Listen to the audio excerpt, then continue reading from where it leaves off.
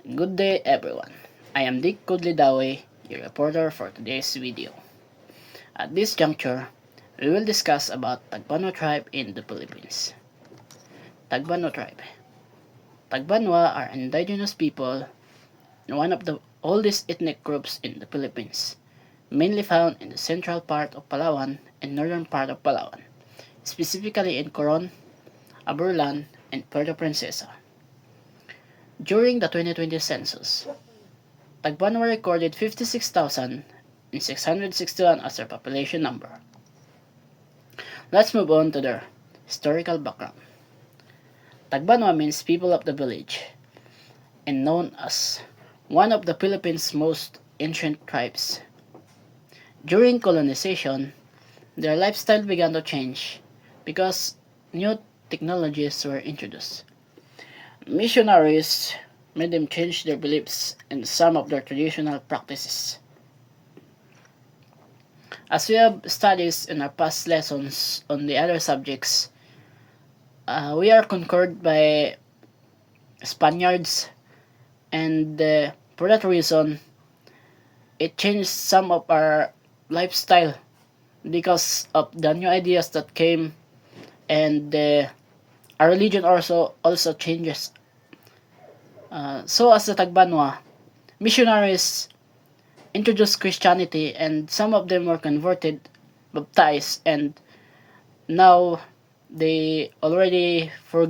some of them forgot their traditional belief and they are now onto Catholicism. Let's move on. Culture and tradition. The Tagbanwa use their own language. Within their language, they use their dialect like Aburian Tagbanwa, Kalmian Tagbanwa, and Central Tagbanwa. Aside from their dialects, they can also speak Tagalog and Batak and Kuyunan. We are all familiar with Tagalog because we are using it as our medium of communication everywhere. Also, Tagbanwa believe in animistic religion and are very dependent in nature. They called a ritual paglalambay. There is a ritual called paglalambay Tagbanwa, or offering done to call upon good harvest. Another ritual is called Ronsay and is considered the most dramatic ritual of the tribe.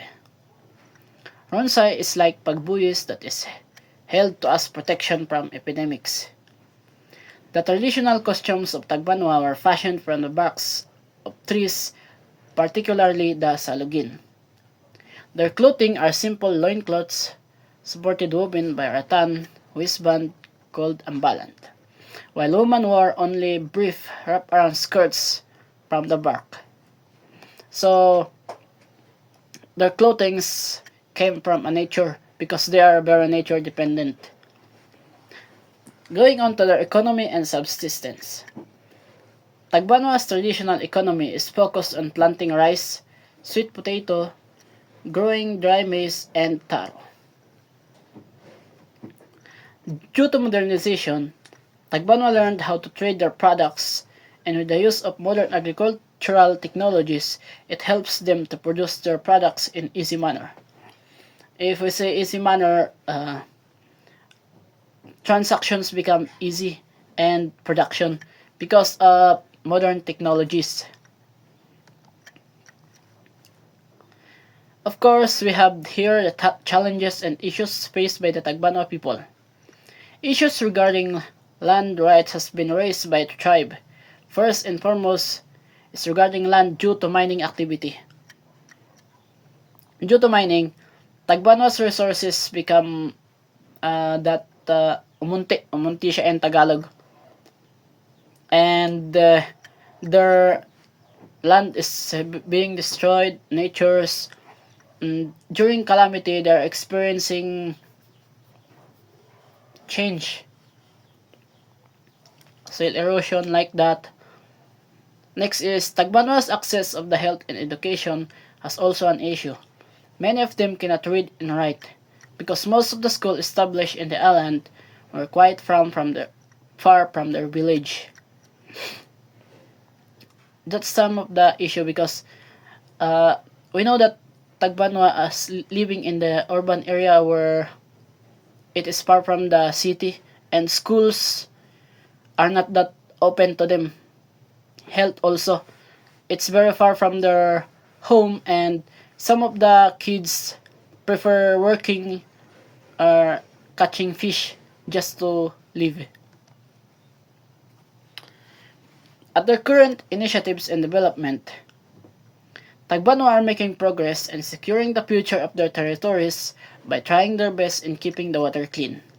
They also impose rules to the tourists for the sake of tourist spots.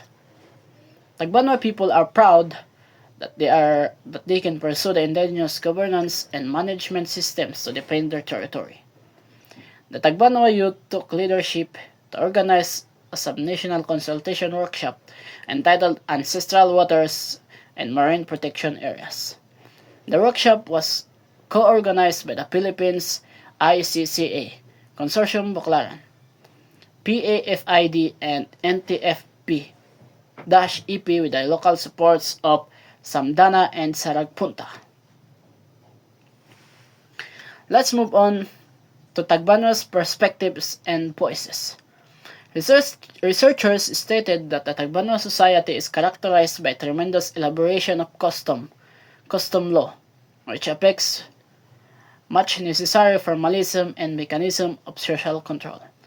Tagbanwas are free people, but the customary laws are extremely rigid. As mentioned at the last, Tagbanwas are free people, but the law are extremely rigid. For more information for you to access, you can see these resources and further reading for you to understand if there is something you need to clarify in yourself. Thank you. That's all.